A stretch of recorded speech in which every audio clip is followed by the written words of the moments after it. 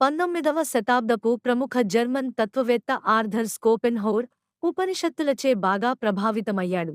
వాటిని అత్యున్నత మానవ జ్ఞానం యొక్క ఉత్పత్తి అని పిలిచాడు మరియు మొత్తం ప్రపంచంలో ఉపనిషత్తుల అధ్యయనం అంత ప్రయోజనకరమైనది మరియు ఉన్నతమైనది మరొకటి లేదు అని పేర్కొన్నాడు. సునిశిత మేధా సంపత్తి మరియు దేవుడిని చూడటం లేదా అనంతమైన ఆధారం అనంత చైతన్యాన్ని దర్శించడం మధ్య ఉన్న సంబంధం ప్రాచీన భారతీయ తత్వశాస్త్రంలో మాత్రమే చెప్పబడింది.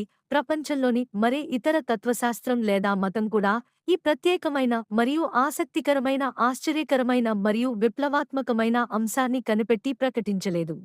అలాగే భారతీయ తత్వవేత్తలు ఆధ్యాత్మికంగా మాత్రమే కాకుండా ఆధ్యాత్మికంగా స్వేచ్ఛగా ఉండాలని ఏలుగెత్తి చాటరు.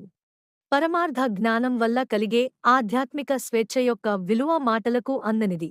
నిజానికి ప్రపంచంలో మానవ జీవితానికి సంబంధించి స్వేచ్ఛను మించిన లబ్ధి మరొకటి లేదు. ఈ స్వేచ్ఛ కొరకే సృష్టిలోని ప్రతి జీవి ప్రతి వస్తువు తపిస్తాయి మరియు ప్రయత్నిస్తుంటాయి అంటారు స్వామి వివేకానందులవారు. నీవు అంతిమ అనంతమైన ఉనికివి, విశ్వంలో నిన్ను మించినది పైన క్రింద లేదా వేరేది లేదు.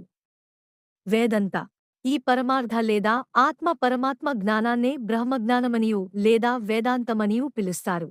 భారతీయ తత్వం మొత్తం పరమాత్మ సాక్షాత్కారంలో కేంద్రీకృతమై ఉంది. మనిషి దైవాన్ని గ్రహించడం ద్వారా దైవంగా మారాలి.